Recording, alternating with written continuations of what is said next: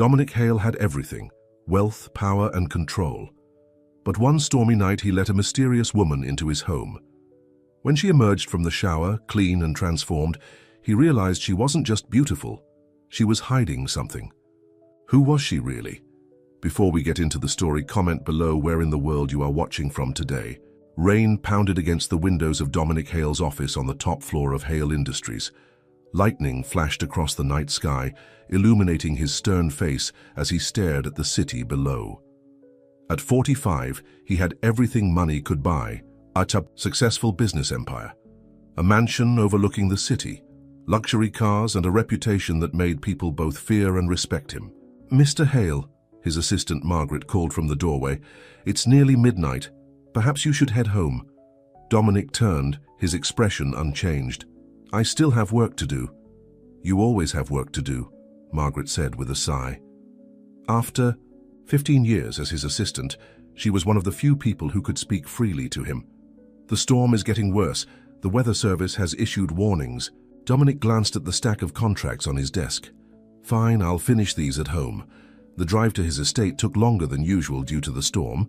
His driver, Frank, navigated the slick roads carefully, while Dominic reviewed documents on his tablet. When they approached the gates of his property, something caught his eye. "Stop the car," he ordered. Frank hit the brakes. "Is something wrong, sir?" Dominic squinted through the rain-streaked window. Near the stone wall that surrounded his estate, a figure huddled under a large oak tree. It was a person, someone trying to find shelter from the storm. "Wait here," Dominic said, grabbing an umbrella from the car. He stepped out into the rain, his expensive shoes immediately soaking in a puddle. As he approached the tree, he saw it was a woman. She wore an oversized, tattered coat that seemed to swallow her small frame. Her head was bowed, dark wet hair hiding her face. "You can't stay here," Dominic said loudly over the rain. The woman looked up, startled. Even through the dirt on her face and the tangled mess of her hair, Dominic could see the quiet dignity in her tired eyes. Something about those eyes made him pause. "I'm sorry," she said, her voice surprisingly clear and refined. "I'll move on." As she tried to stand, she stumbled. Dominic instinctively reached out to steady her. She was lighter than he expected, and he could feel her shivering.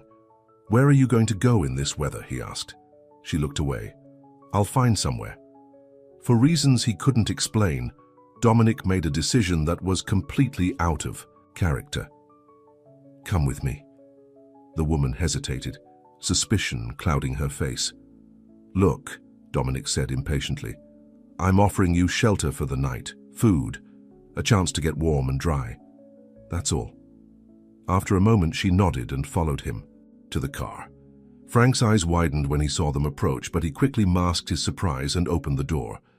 The woman hesitated before sliding into the leather seat, clearly conscious of her wet, dirty clothes. "Take us home, Frank," Dominic said as he got in. The rest of the short drive to the house was silent. When they pulled up to the grand entrance of the Hale mansion, the woman stared through the window, her expression unreadable. Inside, Mrs. Collins, his housekeeper, was waiting despite the late hour. "Mr. Hale, we were getting worried with this storm." She stopped short when she saw the woman behind him. "Mrs. Collins, please prepare a guest room," Dominic said, "and find some dry clothes." "Of course, sir," Mrs. Collins replied, recovering quickly. She had worked for Dominic long enough to know not to ask questions. Turning to the woman, who stood dripping on the marble floor, Dominic gestured to the grand staircase. "You can shower and change. Mrs. Collins will show you to a room." "Why? Are you doing this?" the woman asked, her voice barely above a whisper. Dominic frowned, unsure of the answer himself. "Consider it an act of charity, nothing more." While Mrs. Collins led the woman upstairs, Dominic went to his study and poured himself a glass of scotch. The rain continued to pound against the windows as he tried to focus on his work, but his thoughts kept drifting to the stranger upstairs. What had possessed him to bring a homeless woman into his home? It was completely unlike him. An hour later, a soft knock at the door interrupted his thoughts. Mrs. Collins entered with a tray of food. "I thought you might be hungry, sir. And your guest has finished settling in. I've put her in the blue room." "Thank you, Mrs. Collins. How is she?" "Cleaned up and in fresh clothes, sir. She didn't say much, but she was very polite." Mrs. Collins hesitated. "Sir, if I may, is everything all right?" "Everything's fine," Dominic replied dismissively. "You can go home now. The storm seems to be letting up." After Mrs. Collins left, Dominic decided to check on his unexpected guest. He told himself it was just to make sure she hadn't stolen anything, but deep down he knew there was something more drawing him to her. He knocked on the door of the blue room. When there was no answer, he knocked again, louder this time. "Come," a soft voice called. Dominic opened the door and froze. The woman standing by the window was nearly unrecognizable from the bedraggled figure he'd found outside his gates. Her dark hair, now clean and dry, fell in soft waves around her shoulders. Her face, free of dirt, revealed high cheekbones, full lips, and those same expressive eyes that had caught his attention earlier. She wore a simple white blouse and black pants that Mrs. Collins must have found, and though they were a bit too large, they couldn't hide her graceful figure. For the first time in years, Dominic Hale was genuinely speechless. "Thank you for your kindness," she said, breaking the silence. "I don't know what I would have done tonight if you hadn't stopped." Dominic cleared his throat. "Are you comfortable? Do you need anything else?" "No, this is more than I could have hoped for." She gestured to the elegant room with its four-poster bed and antique furniture. "It's been a long time since I've slept somewhere so nice." "You look different," Dominic said bluntly. A small smile touched her lips. "Amazing what soap and clean clothes can do. What's your name?" he asked. She hesitated, something flashing in her eyes before she answered. "Eleanor, Elena Munro." "How did you end up on the streets, Elena Munro?" Dominic asked, walking further into the room. Elena's posture stiffened. "It's a long story." "I have time," Dominic said, surprising himself again. Since when did he care about other people's stories? Elena moved away from the window and sat on the edge of the bed. "Sometimes life doesn't go as planned. One day you have everything, and the next—" She shrugged. "Everything's gone." There was something in her tone, a hint of education and refinement. That didn't match the image of a homeless woman. "You're not what I expected," Dominic admitted. "What did you expect?" she asked, raising an eyebrow. "I don't know. Not you." Their eyes met, and for a moment, neither spoke. There was a connection between them that Dominic couldn't explain, a pull he hadn't felt in years, if ever. The moment was broken by a loud crash of thunder that made Elena jump. "You're safe here," Dominic found himself saying. "Get some rest. We can talk more in the morning." As he turned to leave, Eleanor called after him. "Mr. Hale, why did you really help me tonight?" Dominic paused at the door, considering the question. "I don't know," he answered honestly. "Good night, Eleanor." He closed the door behind him, his mind racing. Who was this woman who had appeared out of nowhere on the worst night of the year? And why did he feel so drawn to her? The next morning, Dominic woke earlier than usual. After a quick shower and change, he headed downstairs, half expecting to find that Elena had disappeared in the night. Instead, he found her in the kitchen, talking with Mrs. Collins. "Good morning, Mr. Hale," Mrs. Collins greeted him. "Would you like your usual breakfast?" "Yes, thank you," he replied, his eyes on Elena. In the morning light, she looked even more striking. The clothes Mrs. Collins had given her fit better today, a simple blue dress that brought out the color of her eyes. "I hope you slept well," Dominic said as he sat at the kitchen island. "Better than I have in months," Elena admitted. "Thank you again for your hospitality." "Mr. Hale rarely brings guests home," Mrs. Collins remarked as she prepared coffee. Dominic shot her a warning look, which she pretended not to notice. "I won't impose on your kindness any longer," Elena said. "After breakfast, I'll be on my way." "Where will you go?" Dominic asked. Elena looked down at her hands. "I'll figure something out, I always do." Dominic found himself reluctant to let her leave. "Actually, I could use some help around here. Mrs. Collins has been saying she needs an assistant." Mrs. Collins nearly dropped the coffee pot. "I have?" "Yes," Dominic said firmly. "Remember our conversation last month?" Mrs. Collins, who had worked for Dominic long enough to know when to play along, nodded. "Oh yes, that conversation. An assistant would be very helpful." Eleanor looked between them, clearly not believing the charade. "Mr. Hale, I appreciate the offer, but I can't accept charity disguised as a job." "It's not charity," Dominic insisted.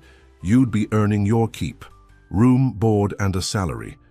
He wasn't sure why he was pushing so hard, but the thought of her returning to the streets bothered him more than it should. "You don't even know me," Eleanor pointed out. "I'm a good judge of character," Dominic replied. "It's how I built my business." Eleanor studied him for a long moment. What exactly would this job entail? Before Dominic could answer, his phone rang. He glanced at the screen and frowned. "I have to take this. Think about the offer. We'll discuss details when I get back." As he left the kitchen, he could hear Mrs. Collins explaining to Eleanor what her duties might be. Dominic walked to his study, wondering what had gotten into him. First he brings a stranger into his home, and now he's offering her a job. It was completely out of character. The call was from James Whitaker, his chief financial officer. "Dominic, we have a problem. The Peterson deal is falling apart." "What?" "Why?" Dominic demanded, instantly switching to business mode. "Someone's been feeding them information about our financial vulnerabilities. They're using it to renegotiate terms." Dominic's grip tightened on the phone. "Find out who leaked the information, and schedule an emergency meeting with the board for this afternoon. I'll be there in an hour." When he returned to the kitchen, he found Elena helping Mrs. Collins with the dishes. She looked up when he entered. "I have to go into the office," Dominic said. "Business emergency. Have you thought about my offer?" Elena nodded. "If Mrs. Collins really needs the help, I'd be grateful for the opportunity." Mrs. Collins smiled. "I think we'll work well together." "Good, that's settled then," Dominic said, strangely pleased. "I'll be back this evening. We can discuss the details then." As he walked to the door, Elena followed him. "Mr. Hale," she said quietly, "I want you to know I won't stay longer than necessary. Once I get back on my feet, I'll move on." Something about her words disappointed him, but he nodded. "That's your choice." On the drive to the office, Dominic tried to focus on the business crisis at hand, but his thoughts kept returning to Elena. There was something about her, a mystery he wanted to solve. And for a man who built his life on control and predictability, this new feeling was both unsettling and exhilarating. Little did he know that Elena Monroe was hiding secrets that could threaten everything he had built, and that the simple act of bringing her into his home had set in motion events that would change his life forever. 2 weeks passed since Elena had moved into the Hale mansion. The arrangement had settled into an unexpected routine. Each morning, she would help Mrs. Collins with breakfast before Dominic came downstairs. They would share a brief meal, during which Dominic would read the newspaper while occasionally asking Elena questions about herself, questions she carefully deflected. On this particular morning, Dominic noticed Elena seemed distracted as she poured his coffee. "Is everything all right?" he asked, folding his newspaper. Elena smiled, but it didn't reach her eyes. "Of course. Why wouldn't it be? You seem on edge today." Before she could respond, Mrs. Collins entered the kitchen. "Mr. Hale, Ms. Rebecca is here to see you." Elena's hand froze mid-air, coffee pot still tilted over Dominic's cup. "Rebecca?" Dominic frowned. "I wasn't expecting her." The sound of high heels clicking on marble flooring preceded the arrival of a tall, elegant blonde woman in her early 40s. Rebecca Winters swept into the kitchen like she owned it. Her designer dress and perfectly styled hair, a stark contrast to Elena's simple outfit. "Dominic." "Darling," Rebecca purred, leaning in to kiss his cheek. Her eyes flicked dismissively over Elena before returning to Dominic. "I've been trying to reach you for days." "I've been busy," Dominic replied, standing up. "What brings you here, Rebecca?" Rebecca smiled, a practiced gesture that showed off her perfect teeth. "Can't I visit my favorite ex-husband without an agenda?" Eleanor nearly dropped the coffee pot. Ex-husband? Dominic had never mentioned being married. "Elena," Dominic said, noticing her reaction, "this is Rebecca Winters, my ex-wife." Rebecca turned to Eleanor, assessing her with cold, calculating eyes. "And who might this be? New housekeeper?" "Elena is Mrs. Collins's assistant," Dominic said flatly. "Interesting," Rebecca replied, clearly not believing him. "Well, I need to speak with you privately, Dominic. Business matters." Dominic nodded. "We can talk in my study." He turned to Elena. "Would you mind bringing us some coffee?" "Of course, Mr. Hale," Elena replied, her voice professional despite the color rising in her cheeks. As Dominic led Rebecca out of the kitchen, Elena couldn't help but notice the possessive way the woman placed her hand on his arm. "Well, that was awkward," Mrs. Collins said once they were gone. "Who is she?" Elena asked, trying to sound casual. Mrs. Collins sighed. "Rebecca Winters. They were married for 3 years, divorced 4 years ago. She's the marketing director at Hale Industries." She gave Elena a knowing look. "They have a complicated relationship." "It's none of my business," Elena said quickly. Mrs. Collins hummed, unconvinced. "I'll prepare the coffee tray. You can bring it to the study." When Elena knocked on the study door a few minutes later, she heard raised voices from inside. She hesitated, not wanting to interrupt an argument. "You can't be serious, Dominic," Rebecca was saying. "The Whitaker Group is making a move against us, and you're distracted by some charity case you found on the street." "Keep your voice down," Dominic replied, his tone icy. "And my personal life is none of your concern anymore." "It is when it affects the company. Our company. My company," Dominic corrected. "You got your fair share in the divorce." Elena knocked. Louder, not wanting to hear more. "Come in," Dominic called. Elena entered with the coffee tray, keeping her eyes down as she placed it on the desk. "Thank you, Elena," Dominic said. Rebecca watched her with narrowed eyes. "That will be all," she said dismissively. Anger flashed through Elena at Rebecca's tone, but she maintained her composure. "Will there be anything else, Mr. Hale?" Dominic looked between the two women, aware of the tension. "No, thank you, Elena." As she closed the door behind her, Elena heard Rebecca say, "Really, Dominic? She's living in your house? What do you even know about her?" Elena moved quickly down the hallway, her heart pounding. Rebecca was right about one thing: Dominic knew almost nothing about her. And that was exactly how it needed to stay. Later that afternoon, Dominic found Elena in the garden, reading a book beneath the shade of an old oak tree. He stood watching her for a moment, struck by how naturally she seemed to fit into his world, despite having been there such a short time. "I hope Rebecca didn't make you uncomfortable," he said, approaching. Elena looked up, closing her book. "Not at all. She seems protective of you." Dominic laughed without humor. "Rebecca is protective of her interests, nothing more." He sat down beside her on the stone bench. "I should have mentioned her before. We've been divorced for years, but we still work together." "You don't owe me explanations, Mr. Hale." "Dominic," he corrected. "I think after 2 weeks you can call me by my first name."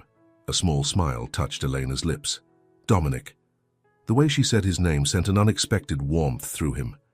They sat in comfortable silence for a moment.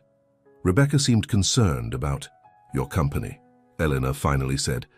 "Something about the Whitaker Group?" Dominic's expression darkened. "James Whitaker. He used to be my friend and business partner when I started Hale Industries. Now he's trying to take over my company." He shook his head. "I shouldn't be bothering you with this." "It's not bothering me," Elena said softly. "Sometimes it helps to talk about your problems." Dominic looked at her, really looked at her. In the 2 weeks she'd been here, she'd slipped into his life so seamlessly, it was hard to remember a time before her. Yet she remained a mystery. Every personal question he asked was deflected with a vague answer or a change of subject. "Elena," he said slowly, "who are you?" "Really?" Her body tensed, but her face remained calm. "I told you, I'm just someone who had a run of bad luck. I don't believe that. Your manners, your speech, the way you carry yourself, you weren't always homeless." Elena stood up abruptly. "We all have pasts we'd rather not discuss." Before Dominic could respond, Frank appeared at the garden entrance. "Mr. Hale, Mr. Reynolds is here to see you." Dominic frowned. "Victor, he's supposed to be in Europe." A tall, distinguished man with silver hair and sharp blue eyes strode into the garden. "Dominic, sorry to drop in unannounced, but I just got back from London and heard the news." "What news?" Dominic asked, standing to shake his old friend's hand. Victor, Reynolds, Dominic's lawyer and one of his oldest friends, glanced at Elena. "Private business matters. Could we speak alone?" "Of course," Elena said quickly. "I should help Mrs. Collins with dinner anyway." As she walked away, she felt Victor's eyes on her back, assessing and suspicious. Inside the house, Elena tried to focus on helping Mrs. Collins, but her mind kept drifting to Dominic's question. Who was she really? The truth was too dangerous for both of them. Later that evening, after a tense dinner where Victor had watched her every move, Eleanor retired to her room early. She was sitting by the window when a knock came at her door. "Come in," she called, expecting Mrs. Collins. Instead, Dominic entered, his expression troubled. "We need to talk." Elena's stomach knotted. "What about?" "Victor showed me something interesting today," Dominic said, closing the door behind him. "A newspaper article from 6 months ago." Eleanor's hands gripped the arms of her chair. "Oh?" "It was about the disappearance of a woman named Eleanor Blackwood," Dominic continued, watching her face carefully. "Wife of real estate developer Maxwell Blackwood. She vanished without a trace after her husband was arrested for fraud and money laundering." Eleanor felt the blood drain from her face but remained silent. "The article included a photo," Dominic said, pulling a folded newspaper clipping from his pocket. "She looked remarkably like you." He placed the clipping on the table between them. Elena glanced down at her own face, staring back at her, smiling at a charity gala, draped in diamonds and standing beside a handsome, sinister-looking man. "Is this you, Elena?" Dominic asked quietly. "Are you Elena Blackwood?" For a long moment, Elena said nothing. Then, with a deep breath, she nodded. "Yes." Dominic sat down across from her. "Why did you run? Were you involved in your husband's crimes?" "No," Elena exclaimed, her composure finally breaking. "I knew nothing about what Maxwell was doing until the FBI showed up at our door." Her eyes filled with tears. "But that didn't matter to the press or to his enemies. I was guilty by association." "So you ran." Elena stood, moving to the window. "After Maxwell was arrested, I started receiving threats. Someone believed I knew where Maxwell had hidden millions of dollars." She turned to face Dominic. "But I didn't know anything. Maxwell kept me in the dark about everything." "Why didn't you go to the police?" Elena laughed bitterly.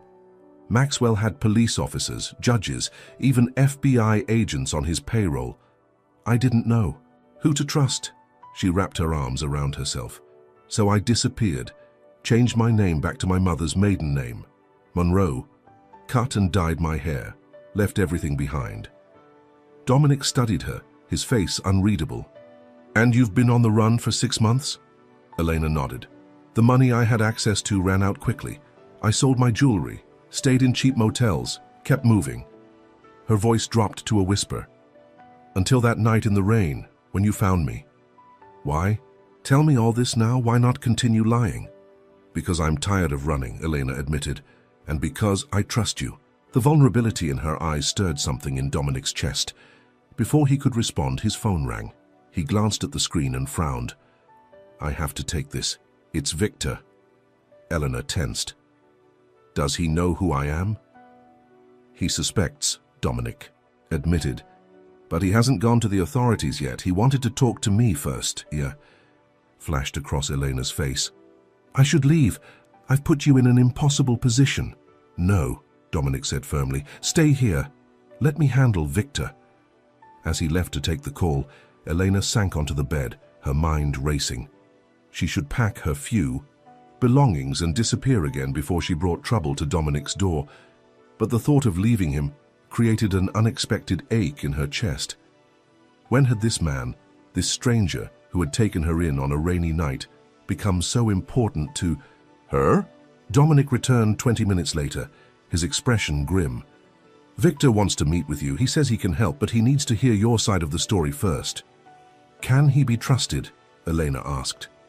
"Victor and I have been friends for 30 years, Dominic replied. "He's a good man, even if he's suspicious by nature." He sat beside her on the bed. "But the decision is yours, Elena. If you want to leave, I won't stop you." Their eyes met, and in that moment, the connection between them intensified. Without thinking, Elena reached out and placed her hand over his. "If I stay," she said softly, "I could be putting you in danger." "The people looking for me, they're dangerous." Dominic turned his hand to clasp hers. "I'm not exactly defenseless, Elena. I've made my share of enemies in business. I know how to handle dangerous people." "Why would you risk it? For someone you barely know?" Dominic's gaze softened. Because in the 2 weeks you've been here, my house has felt more like a home than it has in years. The admission clearly surprised him as much as it did her. For a moment they sat in silence, their hands still joined. "I'll meet with Victor," Elena finally said. "But after that, I need to decide what's best. For both of us." Dominic nodded, though something in his eyes suggested he had already decided. He wanted her to stay. The next morning, Victor arrived early. The three of them sat in Dominic's study, where Elena told her story from the beginning. How she had met Maxwell Blackwood, their whirlwind romance and marriage, the gradual realization that her husband wasn't the man she thought he was, and finally, the morning the FBI had raided their home. "I truly didn't know about Maxwell's illegal activities," Elena insisted. "He kept me isolated, controlled all our finances, charmed all my concerns away." Victor listened without interrupting, taking occasional notes. When she finished, he sat back in his chair. "I believe you," he said finally, "and I think I can help you clear your name. The FBI has been looking for you as a witness, not a suspect." Hope flickered in Elena's eyes. "Really?" "But," Victor continued, "there's a complication. According to my sources, one of Maxwell's former associates believes you have access to accounts holding millions in stolen funds. He's the one who's been looking for you." "Who is it?" Dominic asked sharply. Victor's expression was grave. "James Whittaker." Dominic stood abruptly. "Whittaker? My Whittaker?" "The same," Victor confirmed. "It seems Maxwell Blackwood was one of his silent investors. When Maxwell went down, Whittaker lost millions. He believes Elena knows where the rest of the money is hidden." Elena's face had gone pale. "That's why he's trying to take over your company. He must have found out I'm here." Dominic paced the room, his mind racing. "But how would he know?" "Rebecca," Elena said suddenly. "She saw me yesterday. If she and Whittaker are in contact..." "Rebecca wouldn't," Dominic began, then stopped. "Actually, she might. She's been pushing for a merger with Whittaker Group for months." Victor stood up. "We need to move quickly. I'll contact my friend at the FBI, arrange for a protected interview where you can tell them what you know, Elena. In the meantime, you should both be careful." After Victor left, Dominic turned to Elena. "I won't let Whittaker get to you." "This is exactly what I was afraid of," Elena said, running a hand through her hair. "I've dragged you into my mess." "No," Dominic said firmly. "Whittaker was already my problem. You've just helped me understand why he's been so determined to take over my company." He moved closer to her. "We'll face this together." The intensity in his voice made Elena look up at him. In his eyes she saw something she hadn't seen in a long time, someone who truly cared about her, not what she could do for them.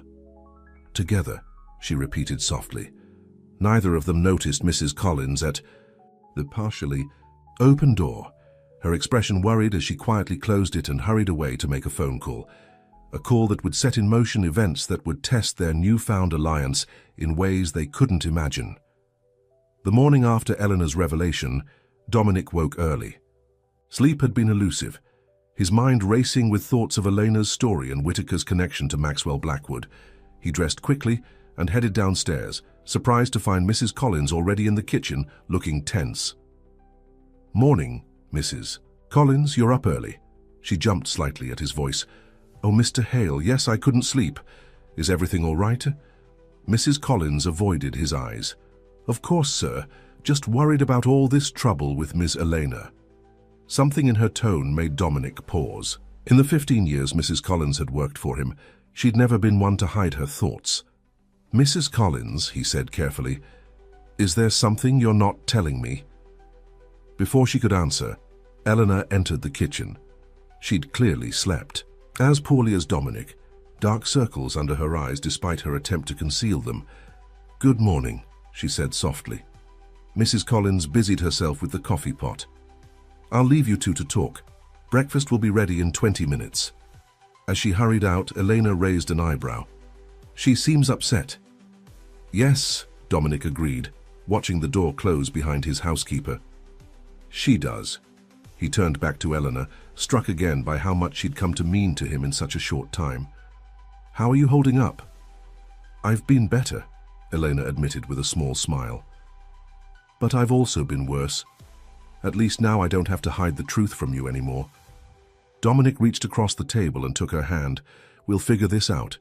Victor is meeting with his FBI contact this morning. Elena's fingers tightened around his. Thank you for believing me, for not turning me away when you learned who I really am. I don't care what name you use, Dominic said. It's who you are that matters to me. The intensity in his gaze made Elena's heart race. In that moment, she realized how deeply she had come to care for this man who had rescued her from the rain and given her more than just shelter. He'd given her hope. The sound of the doorbell broke the spell between them. Frank's voice called from the hallway. Mr. Hale, there are some gentlemen here to see you. They say it's urgent. Dominic frowned. I'm not expecting anyone. When they walked into the foyer, they found two stern-looking men in dark suits standing with Frank. Dominic Hale? The taller one asked, showing a badge.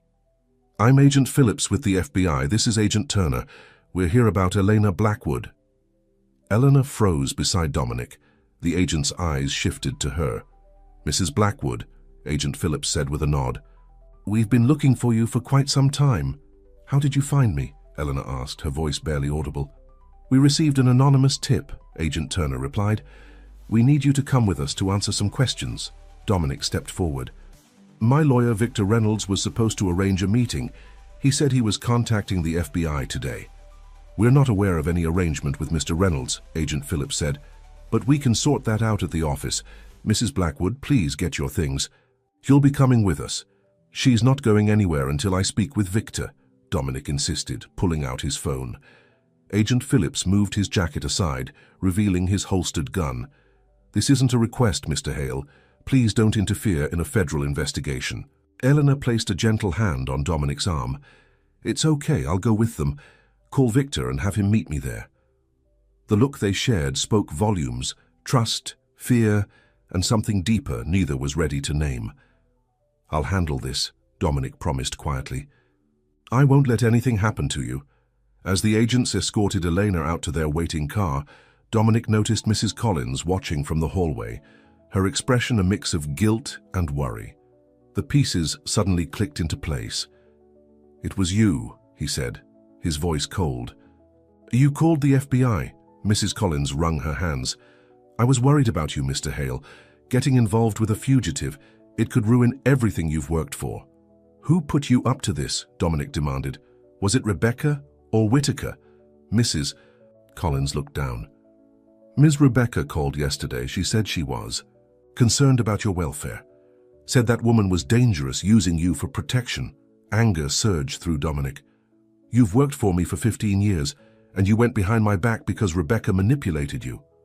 I thought I was protecting you, Mrs. Collins said, tears in her eyes. I'm sorry. Dominic strode past her without another word, already dialing Victor's number. Victor, they've taken Elena, he said as soon as his friend answered. 2 FBI agents just showed up at my house. What? Victor sounded genuinely shocked. That's impossible. My contact at the bureau promised to wait until we arranged a formal interview. A chill ran down Dominic's spine. What if they weren't real FBI agents? Description, Victor demanded. As Dominic described the men, Victor's silence on the other end confirmed his worst fears. My contact says they don't have agents matching that description in your area, Victor finally said. Dominic, those weren't FBI agents. Whitaker, Dominic growled. It has to be. Get your real FBI contacts to my house right now. I'm going after Eleanor. Hanging up, Dominic rushed to his study and unlocked the safe hidden behind a painting. He removed a small handgun, a precaution from years of high-stakes business deals with unsavory characters. He hoped he wouldn't need it, but he wasn't taking chances with Elena's life at stake. Frank, he called, striding back to the foyer. Which way did they go? North, toward the highway, Frank replied. Sir, what's happening? Those weren't FBI agents, Dominic said grimly. Get the car, we're going after them. As they sped down the driveway, Dominic's phone rang. The caller ID showed unknown. Hale, he answered sharply. Hello, Dominic. James Whitaker's smooth voice came through the speaker. Looking for something. Dominic's grip tightened on the phone. Where is she, Whitaker? Safe. For now. Whitaker chuckled. She's quite beautiful, your Elena. Or should I say Maxwell's. Helena? I can see why you've been hiding her. If you hurt her, now, Whitaker interrupted. Let's be businessmen about this. I have something you want. You have something I want. What do you want? Dominic demanded, though he already knew the answer. Your company, of course. Sign it over to me and Elena walks away unharmed. Whitaker's voice hardened. Refuse, and I'll have to assume she's been hiding Maxwell's money all along. My associates can be very persuasive when extracting information. Dominic felt sick at the implied threat. I want proof she's alive. Of course, there was rustling. Then Eleanor's voice came on the line. Dominic, don't do it. Don't give him what he wants. I'm not worth your company. Eleanor, Dominic breathed. Relief washing over him at the sound of her voice. Are you hurt? No, Her voice cut off as Whitaker came back on the line. Satisfied? You have 1 hour to get the transfer papers ready. I'll text you the location for the exchange. The call ended, and Dominic slammed his fist against the car door. Should we call the police, sir? Frank asked, glancing at him in the rearview mirror. No time, Dominic replied, and we can't risk Elena's safety. Take me back to the house. I need to get those papers. When they returned, Victor was waiting in the driveway with another man. Dominic, this is Agent Martinez, FBI. The real FBI. The agent stepped forward. Mr. Hale, we believe Elena Blackwood has been kidnapped by associates of James Whitaker. We've been building a case against Whitaker for months. He wants my company in exchange for Elena's life, Dominic said. He's given me an hour. Agent Martinez frowned. We can't let you make that exchange. Whitaker is dangerous. He's connected to 3 disappearances already, people who knew too much about his dealings with Maxwell Blackwood. I'm not letting Elena become the 4th, Dominic said firmly. We'll set up a sting operation, Agent Martinez offered, but we need time. Time is the one thing we don't have, Dominic snapped. His phone buzzed with a text, an address on the outskirts of town, an abandoned warehouse. Typical. That's the location, Dominic said, showing Agent Martinez. You have 30 minutes to get your team in place. I'm going in with or without you. Back in Whitaker's warehouse, Eleanor tested the ropes binding her wrists to the chair. They were tight, cutting into her skin when she pulled too hard. The room was dimly lit, with concrete floors and metal walls that echoed every sound. James Whitaker paced in front of her, checking his watch. He was tall and lean, with silver-streaked dark hair and cold eyes that reminded her too much of Maxwell. Your boyfriend is taking his time, Whitaker remarked. Maybe you don't mean as much to him as I thought. He's smarter than you give him credit for, Elena replied calmly. He won't just hand over his company without guarantees. Whitaker smiled, a predatory expression that sent chills down her spine. Oh, I'm counting on his intelligence. It's what's kept Hale Industries so valuable. He leaned down, his face inches from hers. But I'm also counting on his feelings for you. Men in love make stupid decisions. He's not in love with me, Elena said, though her heart raced at the thought. No? Whitaker laughed. I've known Dominic Hale for 20 years. I've never seen him look twice at a woman since his divorce from Rebecca. Yet here he is, risking everything for you. He straightened up. Speaking of Rebecca, she sends her regards. She's been quite helpful in all this. She told Mrs. Collins to call the FBI, Eleanor realized aloud. She thought they would actually come. Whitaker shrugged. But I have better connections. My men got to you first. A door banged open somewhere in the warehouse, and one of Whitaker's men entered the room. Boss, Hale just pulled up outside. Alone, like you said. Whitaker grinned. Perfect. Bring him in. When Dominic was led into the room, his eyes immediately found Elena's. The relief and concern in his gaze made her throat tight with emotion. Are you hurt? He asked, taking a step toward her before one of Whitaker's men blocked his path. I'm okay, she assured him. Whitaker stepped between them. How touching. Did you bring the papers? Dominic held up a manila envelope. Everything you need to take. Control of Hale Industries, signed and notarized. Hand them over, Whitaker demanded, reaching for the envelope. Dominic pulled it back. Release Elena first. Whitaker's smile faded. That's not how this works. The papers. Now. For a tense moment, the two men stared at each other. Then Dominic slowly extended the envelope. As Whitaker reached for it, The lights suddenly went out, plunging the warehouse into darkness. The sound of breaking glass and shouts filled the room. "FBI, everybody down," a voice commanded through a megaphone. Chaos erupted. In the darkness, Elena felt someone cutting the ropes on her wrists. "It's me," Dominic whispered in her ear. "Can you walk?" "Yes," she breathed, relief flooding through her. He helped her to her feet, and they moved quickly through the darkness, guided by the dim emergency lights that had activated. Behind them, Eleanor heard Whitaker shouting orders to his men, followed by the sound of gunshots. "This way," Dominic urged, pulling her toward a side exit. They had almost reached the door when a figure stepped out of the shadows, blocking their path.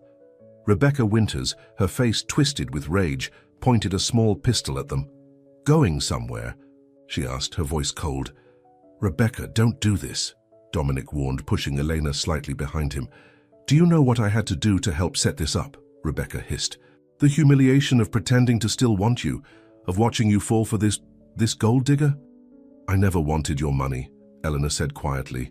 "I never wanted any of this." Rebecca laughed bitterly. "Oh, please, Maxwell Blackwood's wife? You're just as bad as he was." "Rebecca," Dominic said, taking a careful step forward, "the FBI is here. It's over. Put the gun down before you make things worse for yourself." "Worse?" Rebecca's hand trembled. "Do you know what Whitaker promised me if I helped him get your company? A seat on the board, recognition, everything you denied me when we were married." "I never denied you anything," Dominic replied. "You wanted more than I could give. Not money, not position, but parts of myself I couldn't surrender." Rebecca's eyes narrowed. "And now you're giving those parts to her?" She shifted the gun, aiming directly at Elena. "I don't think so. Everything happened in an instant." Rebecca's finger tightened on the trigger.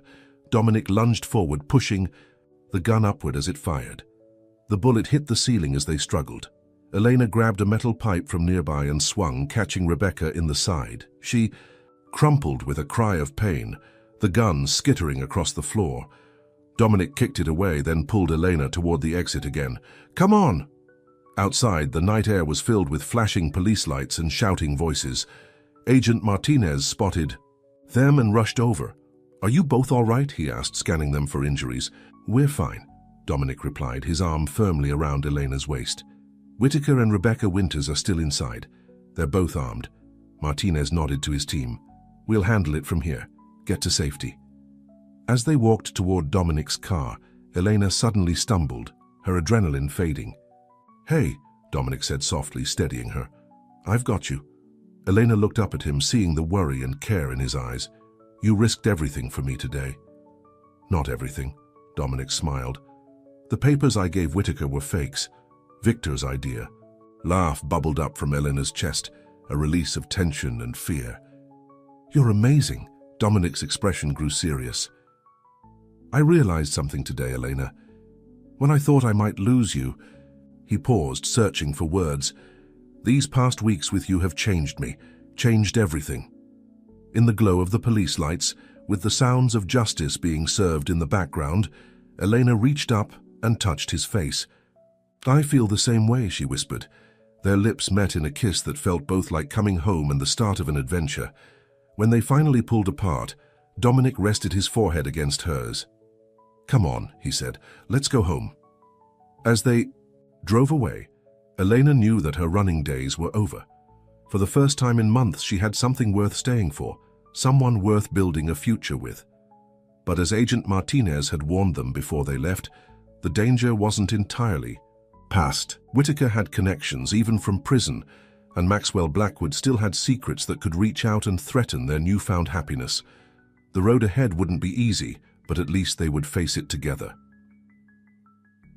3 months had passed since the warehouse confrontation. Fall had given way to winter, coating Dominic's estate in a blanket of pristine snow. Inside the mansion, warmth and light pushed back against the early darkness of December evenings.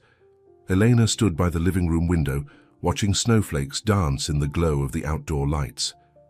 So much had changed in such a short time. James. Whitaker and Rebecca were both in custody awaiting trial, facing charges of kidnapping, conspiracy, and attempted murder. The FBI had used Elena's testimony to build a stronger case against Maxwell Blackwood, who had recently been sentenced to 20 years in prison, and then there was her relationship with Dominic. What had begun as an act of charity on a rainy night had blossomed into something neither of them had expected, a deep, abiding love that grew stronger each day. "Penny, for your thoughts," Dominic said, coming up behind her and wrapping his arms around her waist. Elena leaned back against his chest. "I was just thinking about how different my life is now compared to a year ago. Last Christmas, I was hosting a party for 300 of Maxwell's business associates, wearing a dress that cost more than some people's cars and feeling completely empty inside." Dominic kissed the top of her head. "And this Christmas?" Elena turned in his arms to face him. "This Christmas, I'm exactly where I want to be, with the person I want to be with." The smile that lit up Dominic's face was something that still amazed Elena. When she'd first met him, he'd rarely smiled. Now it happened several times a day, usually because of something she said or did. "Speaking of Christmas," Dominic said, "we should finish decorating the tree. Mrs. Collins brought up the last box of ornaments before she left. After the incident with the FBI tip, Mrs. Collins had offered her resignation. Dominic had initially refused to accept it, understanding that she had been manipulated by Rebecca. But the trust between them had been damaged, and eventually they had agreed she would stay only until after the holidays, then retire with a generous package. Elena and Dominic settled on the floor beside the massive Christmas tree, sorting through ornaments. Many had stories behind them, childhood memories, travel souvenirs, gifts from friends and family. "What about your family traditions?" Dominic asked, hanging a crystal snowflake on a branch. "You never talk about your family." Elena's hands stilled on a red glass ball. "There's not much to tell. My parents died in a car accident when I was in college. I was an only child. After that, holidays were just something to get through." Dominic placed his hand over hers. "I'm sorry, I didn't know." "It's okay," Elena assured him with a small smile. "It was a long time ago, and meeting Maxwell right after graduation, well, he became my world, until I realized what kind of world that was." "You deserved better," Dominic said, his voice low and intense. "You deserve someone who sees you for who you really are, who values your strength and kindness." "Someone like you?" Elena asked softly. Instead of answering, Dominic reached into the pocket of his sweater and pulled out a small velvet box. Elena's breath caught in her throat. "I had planned to do this on Christmas Eve," Dominic said, suddenly looking nervous. "Had it all arranged, dinner reservation, champagne, the works. But sitting here with you now, talking about family and traditions." He opened the box, revealing a stunning diamond ring that somehow managed to be both elegant and understated. "I don't want to wait any longer." Eleanor's eyes filled with tears as Dominic took her hand. "Eleanor Monroe, or Blackwood, or whatever name you choose, I love you. These past months have shown me what real happiness feels like. Will you marry me?" Before Eleanor could answer, the doorbell rang, its chime echoing through the quiet house. "Ignore it," Dominic murmured, not taking his eyes off her. The bell rang again, more insistent this time. Elena squeezed his hand. "It's okay. Whoever it is, they'll go away." But the ringing continued, followed by loud knocking. With a frustrated sigh, Dominic stood. "I'll get rid of them. Don't move." Eleanor smiled. "I'll be right here." As Dominic disappeared into the foyer, Eleanor gazed at the ring still nestled in its velvet box. Her heart felt so full it might burst. After everything she'd been through, all the fear and uncertainty, she had found something real and true with Dominic. She was so lost in thought that she didn't hear the voices at first. It was only when they grew louder that she realized something was wrong. Rising to her feet, Elena moved toward the foyer. "You have no right to be here," Dominic was saying, his voice cold with anger. "I want you to leave, now."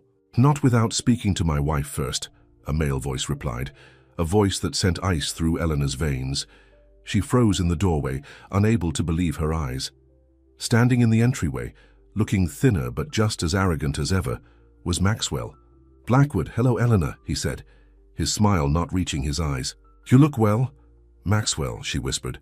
"How are you here? You're supposed to be in prison." Released on appeal, Maxwell replied smoothly. My new legal team found some irregularities in the prosecution's case. I'm a free man, at least until the new trial. Dominic moved to Elena's side, placing a protective arm around her waist. You need to leave, Blackwood. Elena doesn't want to see you. Maxwell's eyes narrowed at Dominic's gesture. Is that true, Elena? Have you replaced me so quickly with... His gaze swept dismissively over Dominic. This? Anger sparked through Elena's shock. Don't you dare speak to him that way. Dominic is twice the man you'll ever be. I see, Maxwell said coldly. Well, regardless of your current situation, we have matters to discuss. Legal matters. We're still married, Eleanor. The words hit her like a physical blow. In all the chaos of the past year, with running and hiding and then building a new life with Dominic, she had never formally divorced Maxwell. I think it's time you left, Dominic said, stepping forward. Elena will contact you through her lawyer. If there's anything to discuss. Maxwell's smile turned predatory. Her lawyer? I think you mean our lawyer. Community property laws are quite clear. Half of everything is mine, including the settlement she'll receive from Whitaker's estate after. His conviction. He looked directly at Elena. Unless, of course, you'd like to tell me where the rest of the money is. There is no money, Eleanor insisted. I never had access to your accounts, you know that. So you keep saying, Maxwell replied. Yet somehow you've landed on your feet quite nicely. His gaze moved pointedly around the mansion's elegant foyer. That's enough, Dominic said sharply. Get out before I call the police. Maxwell raised his hands in mock surrender. No need for that, I'm going. He reached into his jacket and pulled out a business card, holding it out to Elena. When you're ready to discuss terms, call my new attorney. Don't wait too long. The press would love to hear about the wife of a convicted fraudster shacking up with another wealthy businessman so quickly. People might start to wonder if you were involved all along. Elena didn't take the card. Maxwell shrugged and placed it on the hall table. Think about it, Elena. You know how persuasive I can be when I want something. With one last cold smile, he turned and walked out the door. The moment it closed behind him, Elena's knees buckled. Dominic caught her and guided her to a nearby chair. He's out, she whispered, shaking. He's really out. It's okay, Dominic said, kneeling in front of her. He can't hurt you anymore. Eleanor looked at him, her eyes filled with fear. You don't know Maxwell. He never lets go of what he considers his, and he doesn't make empty threats. We'll call Victor first thing in the morning, Dominic assured her. He'll know what to do about the divorce and any other legal issues. Elena nodded, but the joy of their earlier moment had been shattered. The engagement ring sat forgotten on the coffee table by the Christmas tree. Seeing her expression, Dominic took her hands in his. Hey, look at me. Nothing has changed. I love you. Maxwell Blackwood doesn't get to take that away from us, Elena. Tried to smile, but the fear wouldn't let go. I love you too, that's why I'm scared. Everyone I've ever loved, I've lost. My parents, my friends, when Maxwell isolated me. I can't lose you too. You won't, Dominic promised. We're in this together, remember? That night, Eleanor barely slept. Every creak of the house, every gust of wind against the windows, made her tense with fear. Beside her, Dominic slept fitfully, his arm protectively around her waist, even in sleep as dawn broke. She carefully slipped out of bed, wrapped herself in a robe, and headed downstairs. Coffee would help clear her head. She needed to think. In the kitchen, she was surprised to find Victor already sitting at the island, a laptop open in front of him. Victor, what are you doing here so early? Dominic called me last night after you fell asleep, Victor explained. Told me about Maxwell's visit. Elena sighed, pouring herself a cup of coffee. Of course he did. He's worried about you, Victor said. So am I. Maxwell Blackwood is dangerous, especially now that he's desperate. What can we do? Elena asked, sitting across from him. Victor turned his laptop to show her. I've been researching. The good news is that Maxwell's release is temporary. The appeal was based on a technicality, but the evidence against him is solid. He'll go back to prison eventually. And the bad news. The divorce could be complicated. As he pointed out, you're still legally married, and without a prenuptial agreement, Elena groaned.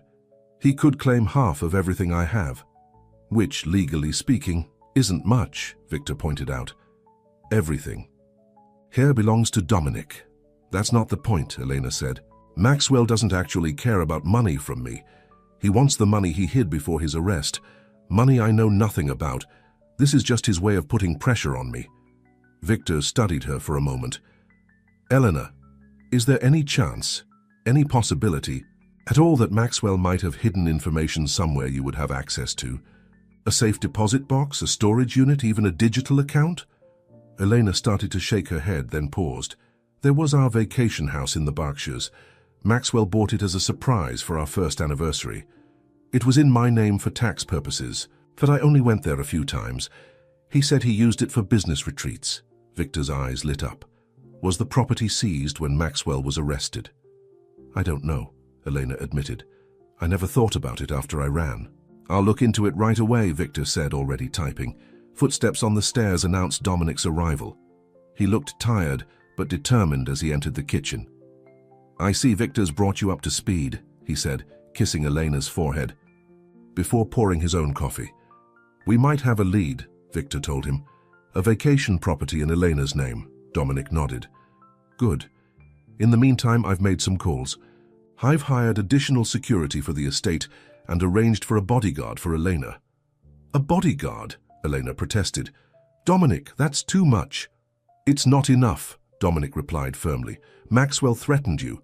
I'm not taking any chances. Before Eleanor could argue further, Victor's phone rang. He answered it, his expression growing increasingly serious as he listened. I understand. Yes, we'll be careful. He hung up and looked at them grimly. That was my contact at the FBI. Maxwell made bail yesterday, but there's more. The night before his release, James Whitaker was found dead in his cell. Apparent suicide, but they're investigating. Suicide, Dominic repeated skeptically. Whitaker wouldn't kill himself. He was too arrogant, too sure he'd beat the charges. Exactly, Victor agreed. And here's the troubling part. Whitaker left a note claiming he and Maxwell had hidden millions in cryptocurrency. The kind of funds that could help someone disappear permanently. Elena felt cold all over. If Maxwell has access to that kind of money, he has no reason to stay and fight the charges, Dominic finished her thought. He could be planning to run. But not without trying to get revenge first, Victor added, looking at Eleanor. Dominic's phone buzzed with a text. He read it and frowned. A security team is in place. They want to meet us to go over protocols. The next few days passed in a tense blur. Elena chafed under the constant presence of her bodyguard, a former military man named Davis, who followed her everywhere on the estate. Dominic was tied up with emergency meetings at Hale Industries, dealing with the fallout from Whitaker's death and its impact on their planned acquisition of Whitaker Group. Victor's investigation into the Berkshires property revealed it had indeed been overlooked in the initial asset seizure, possibly because it was in Elena's name rather than Maxwell's. It remained empty but untouched, all utilities still connected and paid automatically from an account linked to Elena's name, an account she hadn't even known existed. 5 days after Maxwell's visit, Elena made a decision. She found Dominic in his study, reviewing contracts. I need to go to the Berkshires house, she announced without preamble. Dominic looked up, surprised. Now? In the middle of winter? If there's any evidence of Maxwell's hidden assets, it would be there, Eleanor explained. Victor thinks so too. And I can't keep living like this, jumping at shadows, waiting for Maxwell to make another move. Dominic set down his pen. It's too dangerous. Let the FBI handle it. They need a warrant, which could take days, and Maxwell could be watching them. Elena sat on the edge of his desk. But he might not be watching me as closely. He thinks I'm too afraid to act. You're proposing a trap, Dominic realized. Elena nodded. I go to the house, ostensibly to collect personal belongings, if Maxwell follows me there. The FBI can catch him in the act, Dominic finished. It's too risky. It's our best chance, Elena argued, and I'll have Davis with me, plus whatever additional security you want to arrange. Dominic stood, pacing the room. I don't like it. I don't either, Elena admitted. But I want this over. I want to be free of Maxwell, of the past. She crossed to him, placing her hands on his chest. "I want to say yes to your proposal and start our life together without this shadow hanging over us." Dominic's expression softened. "You were going to say yes?" Eleanor smiled. "I still am, once this is finished." Their lips met in a kiss that conveyed all the love and worry and hope between them. "Okay," Dominic finally agreed, "but I'm coming with you." 2 days later, their plan was in motion. The FBI had been quietly informed and were ready to move at a moment's notice. Eleanor and Dominic, accompanied by Davis and another security officer, made the 3-hour drive to the Berkshires in a purposely obvious manner, even stopping for lunch in a public restaurant where they were recognized by other patrons. The vacation house was a beautiful lodge-style retreat, nestled among pine trees now covered in snow. As Davis did a security sweep of the perimeter, Eleanor unlocked the front door with the key Victor had obtained from the property management company. Inside, the house was cold but immaculate, maintained regularly by a cleaning service. Elena moved through the spaces slowly, memories washing over her, memories of a time when she had believed in her marriage, before she understood the kind of man Maxwell truly was. "Where would he hide something important?" Dominic asked, watching her carefully. Elena thought for a moment. "His office. It was the one room he didn't like me to spend time in. The office was at the back of the house, a masculine space with dark wood and leather furniture." Elena stood in the doorway scanning the room. "The safe," she said suddenly. "Behind that painting." Dominic moved to a large landscape painting on the wall and lifted it away. Behind it was a wall safe with a digital keypad. "Do you know the combination?" he asked. Elena shook her head. "No, but..." She thought back to Maxwell's patterns, his habits. "Try my birthday. It would be just like him to use something so obvious yet personal." Dominic entered the numbers. The safe remained locked. "What about your anniversary?" he suggested. That didn't work either. Eleanor frowned, thinking harder. "The day we met," she said suddenly. "Maxwell always said it was the luckiest day of his life." Dominic entered the date. With a soft beep, the safe unlocked. Inside was a single USB drive and a folder of documents. Elena took them both with shaking hands. "This could be it," she whispered. Before they could examine the contents, Davis burst into the room. "Someone's coming up the drive. Black SUV, tinted windows." Dominic moved quickly to the window. "It's him, Maxwell." "The FBI team is 3 minutes out," Davis reported, checking his phone. "We need to stall him." Elena squared her shoulders. "I'll talk to him. He won't expect me to confront him directly." "Elena, no," Dominic protested. "It's too dangerous." "Trust me," she said. "I know how to handle Maxwell." Before Dominic could stop her, Elena was moving toward the front door, the USB drive clutched in her hand. She stepped onto the porch just as Maxwell was getting out of his car. He smiled when he saw her. "Eleanor, I had a feeling you might come here." "It's over, Maxwell," she called. "I found it, all of it." Maxwell's smile faltered slightly. "Found what, darling?" Eleanor held up the USB drive. "Everything. The accounts, the transactions with Whitaker, all of it. The FBI is on their way." Maxwell's expression hardened. "Give that to me now." "Or what?" Elena challenged, her heart pounding but her voice steady. "You'll kill me like you killed Whitaker." "I didn't kill James," Maxwell said, climbing the steps to the porch. "He outlived his usefulness, that's all. But you, Elena, you're still useful to me." "Don't come any closer," Elena warned, backing up toward the door where she knew Dominic and Davis were waiting. "It's over, Maxwell. You've lost." Maxwell's face contorted with rage. "I never lose," he snarled, lunging for her. The door burst open behind Elena as Dominic rushed out. At the same moment, sirens wailed in the distance, growing closer. Maxwell froze, then turned to run back to his car. He made it halfway down the steps before FBI agents swarmed the property, weapons drawn. "Maxwell Blackwood," Agent Martinez called through a megaphone. "You're under arrest for the murder of James Whitaker and violation of your bail conditions. Put your hands up and get on the ground." For a moment it seemed Maxwell might try to run anyway. Then, slowly, he raised his hands and sank to his knees. In the snow, as the agents moved in to arrest him, Eleanor felt Dominic's arms wrap around her from behind. "It's really over," she whispered, watching as Maxwell was handcuffed and led away. He didn't look back at her once. "It's over," Dominic confirmed, turning her to face him. "And now, Elena Monroe, I believe we have an important question to revisit." Reaching into his pocket, he pulled out the velvet box she had last seen on their coffee table before Maxwell's intrusion. Dropping to one knee in the snow, he opened it to reveal the diamond ring. "I'm asking you again, with no interruptions this time," he said, his eyes filled with love. "Will you marry me?" With Maxwell being placed in the back of an FBI vehicle, behind them, with the evidence that would ensure he never bothered them again secure in her hand, Eleanor finally felt truly free. Free to love, free to dream, free to build a future with this man who had seen beyond her circumstances to who she really was. "Yes," she said, tears of joy spilling down her cheeks. "Yes, I will marry you." As Dominic slipped the ring onto her finger and stood to kiss her, the winter sun broke through the clouds, casting golden light across the snow-covered landscape. It was a new beginning, a fresh start. And this time, Elena knew it was real. A love built not on illusions or manipulations, but on truth, trust, and the kind of understanding that only comes when someone sees beyond the surface to the heart within.